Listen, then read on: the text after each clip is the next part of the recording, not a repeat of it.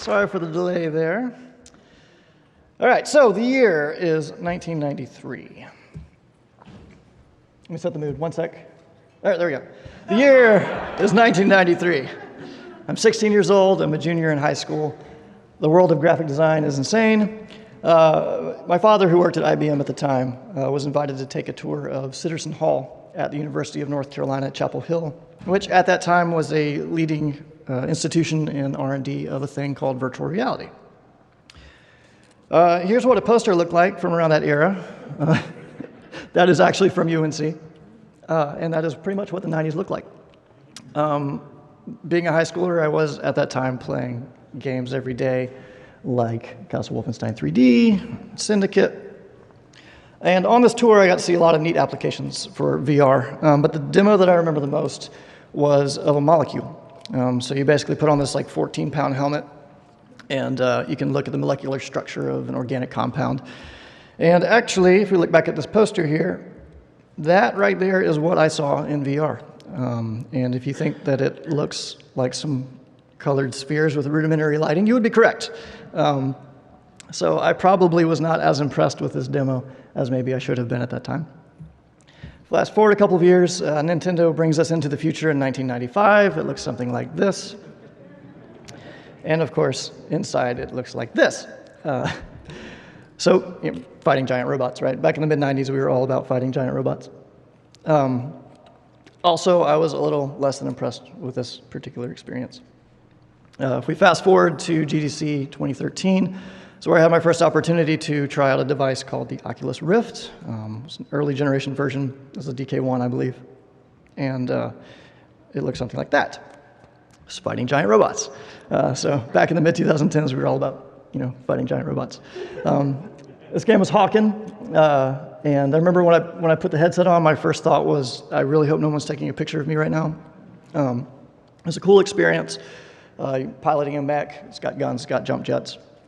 I thought I was going to be fairly clever and ambush some of my fellow demo players. So I jumped up onto a roof, and I did the thing that you would do if you're up on a roof going to ambush people below you, which is I walked over to the edge and I looked down. The reaction was immediate and sort of physical, visceral, fear of falling. So my reaction was, of course, I wanted to back up. And it was at that moment that I realized that something had changed, and that 20 years of promises of VR were finally being made good, and that VR had arrived. Which sort of brings me to today and to this lecture, which is Punch It Up, writing for Star Trek in VR.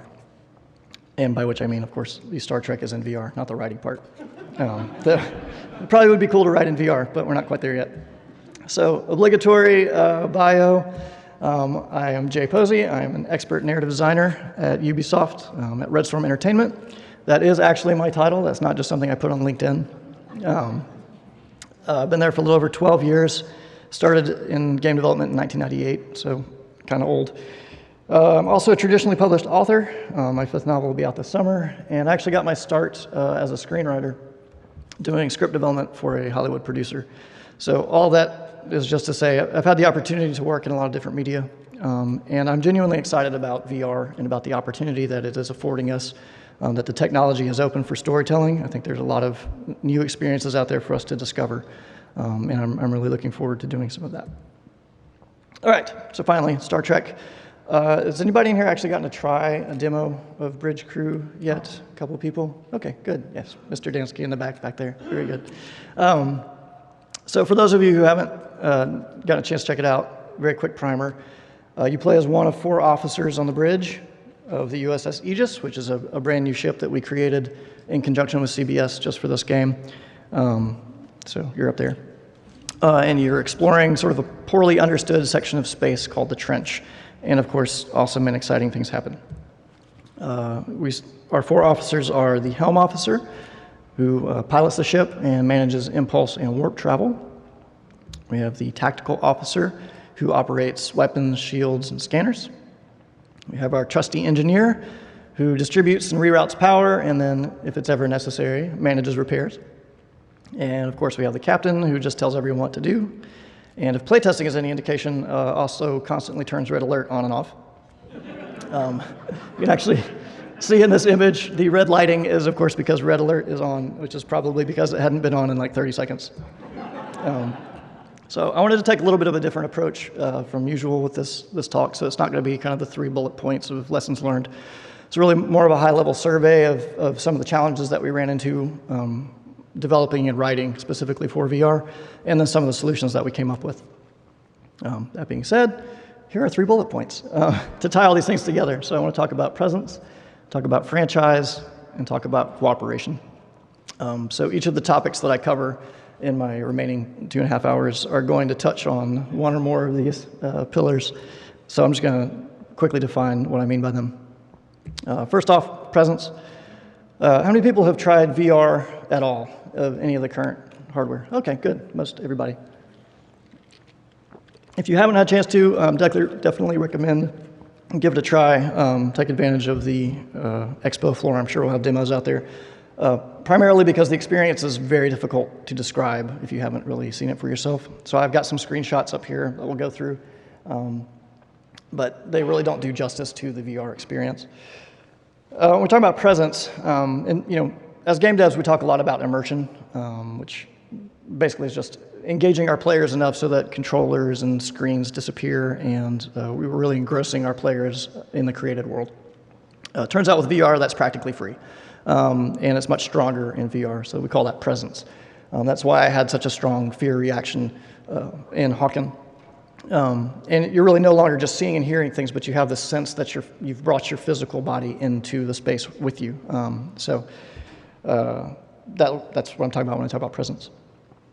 Secondly, franchise. Star Trek just celebrated its 50th anniversary last year.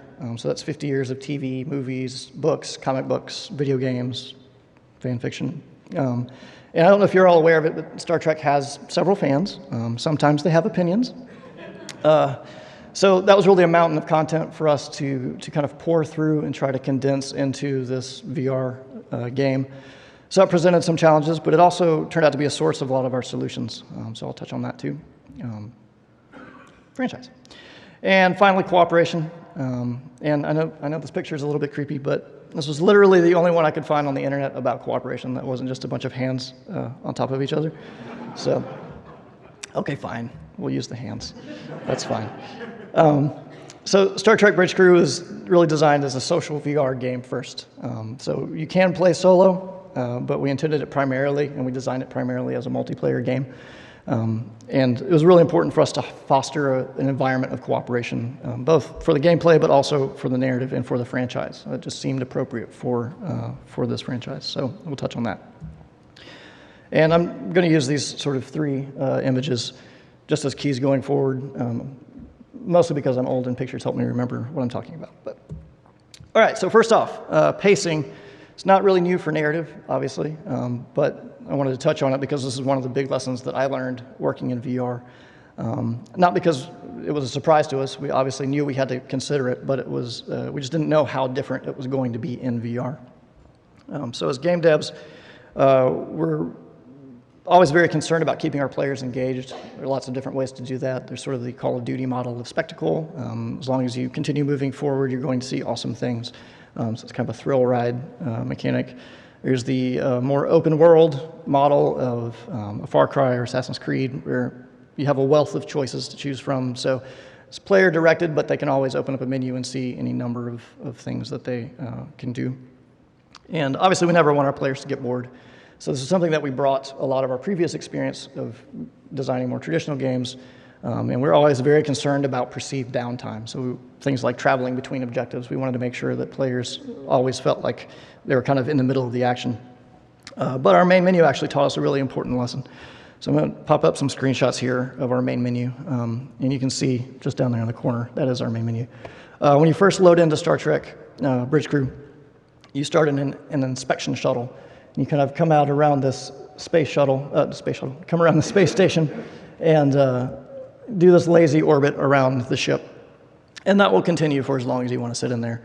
And of course, being devs, we hop in there and we kind of beep boop our way around real quick and we're into the next, kind of onto the next thing. But as we started taking this out to the public and started giving demos, we found that players were wanting to spend 3, 5, 7, 10 minutes just sitting in the shuttle. And one of our guys that ran a lot of these demos, actually not once, but on 2 separate occasions, had people who had to take their headsets off to wipe tears from their eyes because they were just so emotionally, excited and overwhelmed by this opportunity. So, and this is just our main menu, right? So that really, really surprised us at just the emotional impact that this franchise has on people. And literally, this is a dream come true for some people when they put that headset on and they feel like they are literally on the bridge of this starship. And so that really opened our eyes to how much we needed to respect and give people breathing room to really fully experience and appreciate the experience that they were having.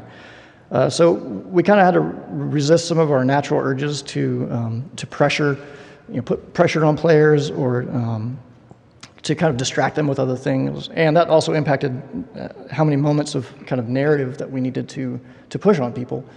Because sometimes just sitting there on the bridge and looking at space is apparently enough to capture that experience.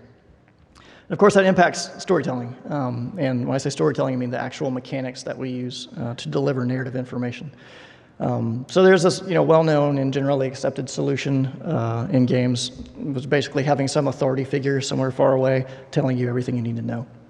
The good news is Star Trek franchise gave us a great solution for this, and that was the Starfleet Admiral on the view screen. And sorry for the slight tilt. I actually took this while I was in a headset, and of course, because the headset adjusts with you, I didn't realize my head was tilted slightly. But anyway, so the Starfleet Admiral, people talking to you on the view screen is across pretty much all Star Trek properties at some point. So that was great for us. It was kind of a good way that we could use the franchise to do something that we always do in video games. Bad news is, in a shared virtual environment, no one wants to listen to a talking head. So when you have multiple people in VR and that sense that you are all there together in the shared virtual environment is so strong, I think the contrast between natural human interaction and some guy on a screen talking to you who's clearly not a human is just so stark that this method of delivering information is just not as compelling or really as acceptable as it might have become in sort of traditional media, other games. So this is something that we had to really evaluate and think about. And our Admiral does show up a couple of times, but it's something that we've used pretty sparingly and generally only for high-level information. So it's kind of story information from back home that you couldn't really get any other way. And it felt appropriate the way we're using it, but we just couldn't rely on it as much as we might have otherwise. So that left us with a couple of needs. One was to provide narrative context for missions and for moment-to-moment gameplay. And then the other was just for directing player action. So for the first point, the narrative context, again, the Star Trek franchise really came through for us and gave us a gift, and that was the captain's log. So each of our missions starts with a captain's log, which is really just an establishing shot, the voiceover from a captain. This was great for us because it really roots the experience of this game in something that's familiar and iconic from the franchise. So that was a good fit for us. It also allows us to provide narrative context from missions before, so it can kind of serve as a reminder of what you did earlier and also the results of those actions. And then it also, of course, sets up our coming mission, so it kind of gives you a little idea of what you're in for. From a traditional game writing standpoint, this isn't really a surprise, right? This is kind of a cinematic. We've been using these forever. The thing that was interesting to me about this was that it works in VR. And actually, players seem to be more receptive to narrative information in this format than they were from a guy on a screen talking to them. And obviously, this is anecdotal. I think it's worth exploring, though. Maybe this is due to some sort of observer effect where people have a natural sense of whether they're inhabiting a camera versus an avatar, or if it's just this is a familiar framing device, and so people kind of go into the, oh, I'm watching movie/TV now, so I'm kind of in a more passive mode. I don't really know. It's just kind of a hypothesis right now, but this was a good solution for us for the narrative context. It still left for us the second challenge of directing player action, of making sure that players had critical mission information. And here we decided to take a little bit of a risk, and that was entrusting our captains, actually, to help us as storytellers, which is, of course, meaning we're trusting a human player to actually pull information and then share that with the crew and do it in a way that contributes to the overall narrative experience. So if you look here on the armrest of the captain's chair, there's Captain Edwards. You can see some little buttons. So the captain actually has a UI that they can bring up all these different screens and get information. And some of it is privileged information that no one else gets. So not only do we have sort of outlining mission goals and requirements, there are also hints or optional ways to complete objectives, or things that you would really have no other way to know, like the damage radius of a warp core breach, things like that. Internally, we sort of couch this as the captain's experience. And this was sort of our way of thinking, if you're a captain in Starfleet and you're responsible for an entire starship, you've probably been around for a while, you've probably seen some stuff. So this was really our way of letting new players kind of benefit from those years of experience that they don't actually have. They're kind of getting that from this UI. That did mean for us that it was up to the captain to communicate and coordinate with the crew. And in some situations, there's not clearly a right answer for solving a situation. So it's sort of the classic, do you risk your own crew members to rescue some civilians in harm's way? And it's really up to the captain to make that sort of decision. The good news is it seems to have paid off. So from play testing and iterating all that stuff, it turns out that good captains, people who are decisive and kind of know what they're doing, make for great crews. It's been really interesting to see when captains, we bring in 4 people who've never met before, and you see somebody really embrace that captain's role, and the other 3 players who don't know this guy still seem to kind of come together under that authority and really buy into the experience. And it's really, really cool to see that happen. And as I said, of course, there was a bit of a risk, because when you get this guy, you end up with a less than ideal experience. So that was one thing that we really had to work on quite a bit. A lot of this came down to, we went through a lot of iterations about what kind of information do we present to the captain, how do we present it, how do we write it so that it's digestible, and then players can read from here and parrot that back and sound authoritative. So some of that stuff has helped out. And again, that was another interesting thing about this is I think we're requiring a lot from our captains to pull information, to go find it and synthesize it and share it. And we as an industry have done a pretty great job of training players to be very passive and just sort of like sit here and wait until we tell you exactly what to do. Hey, the room you're in is on fire. You should find a way to escape, kind of thing. So we had to go through a lot of iteration to figure out how do we train our captain players to understand that, oh, wait, I'm responsible for making these calls and for driving our gameplay. So we're leaning pretty heavily on our captains. But it's not all about captains, obviously. Our entire player crew really participates in sort of that moment-to-moment story experience. And so it was very important for us to, sorry about the ant picture there. It was very important for us to continually bring our thinking back to the cooperation of the crew, and to really capture that proper experience of all of us working together. In case you couldn't tell from the name, really the heart of Star Trek Bridge Crew is the crew. Shocking. And so we really wanted to create a narrative experience of sort of this trustworthy crew off the leash, which just means that Starfleet has already checked you guys out, and yep, we trust you to go off into the reaches of space and represent us and do a good job. So I also wanted to empower players with a sense of responsibility that they were out there to do the proper things. And this is one of the reasons I think that the constant updates from the Starfleet Admiral felt wrong. It's because it gave you the sense that Starfleet was always watching you, and waiting for you to make a mistake or not trusting you completely. So that was another thing we had to work on. And spotlighting was something that we settled on, where our mission designs really provide challenges specifically designed for one officer, or more commonly for a pairing of officers, to kind of give them a chance to be the hero for a particular thing. So instead of every player feeling like they are the hero of this story, kind of everyone's taking it in turn to be the hero of this moment. which I think feels authentic to the franchise, where you've got sort of the episode where it's, the science officers figuring things out, or the engineer, or people working together. So, a very simple example in our game, there's a mission where you start out, the ship is damaged, and you are being pursued by enemy forces. So it's really up to the helm officer to coordinate with the engineer to figure out sort of how much power they need, when they should make a run for it, and when they should kind of hide out and make repairs and that sort of thing. So that mission is really built around that constant back and forth between the two of them. Which of course leads us to overall campaign and mission design. And when we sat down and did our sort of initial campaign design, our campaign arc and narrative, we really went with sort of a more typical structure, similar to a sort of long movie plot. We had our A plot and our B plot, with some twists and some villainous heroes and some heroic villains and that sort of thing. And at the end of it, when we evaluated it, I realized we had Tom Clancy's Star Trek Bridge Crew, which it was a good story, but obviously was not the right story for what we were looking for. And we kind of threw that out and went back to the well. And when we started as a narrative team talking about, well, what is Star Trek to each of us? The things that kept coming up were people were like, well, there's this one episode where blah, blah, blah, blah, blah, or that one episode when, happened. And it kept coming back to that sort of, that episodic approach, right? Which again, you think about the franchise, it makes so much sense. It was rooted in television.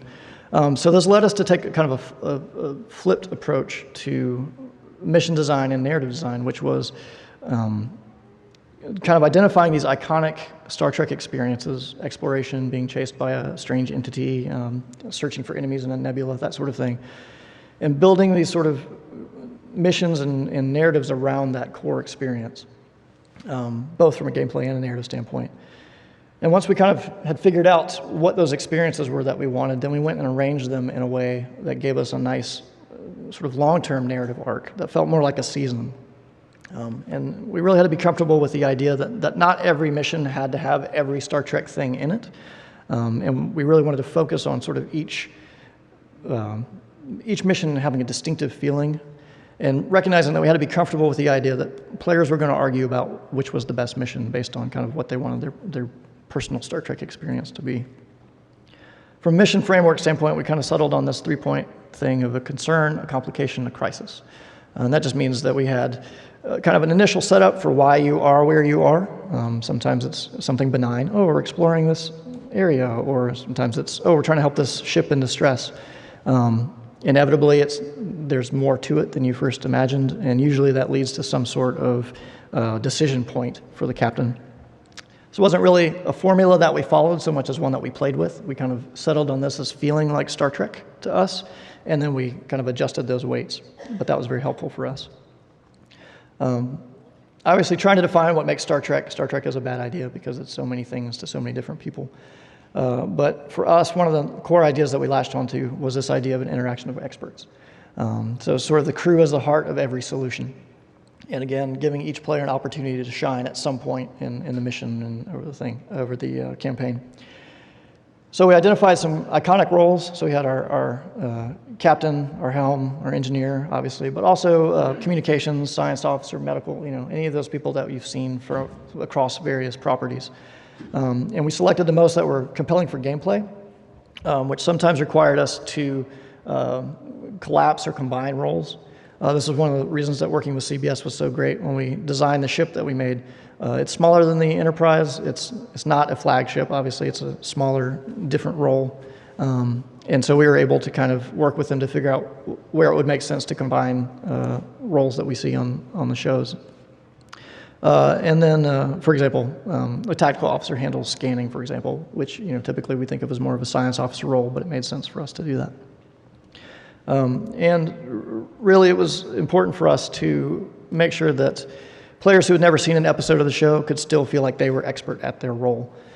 So that had to work a lot with making sure that the stations were very learnable, that each of the actions themselves were fairly straightforward, and then we got a lot of the sort of expertise that we were looking for out of the combination of actions or the coordination of actions with other people. All of which required us to develop kind of a shared vocabulary. So a major part of the Star Trek franchise, obviously, is in its sort of particular use of language. So helping people communicate authentically was something that we really had to tackle, which was a challenge for us. So there's sort of this feeling about Star Trek that, that sounds like science. There's so much jargon and technical jargon that sounds plausible. And we went through a lot of transcripts, and I don't know if anybody's familiar with the Memory Alpha website. We use that quite a bit to try and capture that language that we were after. And we recognize that players are contributing to each other's experiences. So again, we had to make sure that new players could sound expert, could use that language, even when they weren't familiar with it from the shows. So a lot of what we did was build the language that we wanted people to use directly into the UI. So phasers, detection range, shield level, that sort of thing is people reporting on things. It sounds like what you'd hear on the shows. And for example, our warp core process is actually going to warp requires Helm and engineer to work together to go through these sort of protocol. And what we found is after a couple of playthroughs, people start to develop this cadence and pattern as a crew of when they're hitting their marks. Okay, I'm ready, this is ready, okay, hit it. And that was really encouraging to us that we were kind of hitting our marks with what we were going for there. And again, that coordination of the team adds to the authenticity that we're looking for the entire environment, right? You start to feel like a crew because it sounds like a crew. So that was great. Sorry, I'm trying to blast through these because I know we got a late start. So finally, filling out the bridge. Obviously, it's not enough just to have 4 people running around running a starship. So to kind of fill out the rest of the crew, make sure this advances. Ready? Go ahead. Sorry, I have a shot here. Did we just lock up? My slides aren't advancing. There we go. All right. So, as I said, you can't play this solo. So anytime you've got a partial crew, if you don't have humans at one of the either helm, tactical, or engineer, it'll be taken over by what we internally called a crewbot. And from a writing standpoint, we wrote the VO for crewbots really in a way that we hoped would instruct players on how they should communicate when they are in that role. So a tactical officer only ever reports on tactical things, like when a new enemy appears. Engineers reporting on things like subsystem health. And we were really using those as a way so that when players don't have a human there, they're learning when they play in that role, they should be reporting on. Secondly, we had info shirts, which were our communications officer, who's back here, and our camera shy science officer. We put them in because they were iconic roles. We just couldn't find enough gameplay to support human players for that. So what we did was we made them critical for narrative information and for gameplay information, and used them kind of to replace the talking head. So now you've got somebody on the crew who's giving you this information in a way that felt natural to the franchise.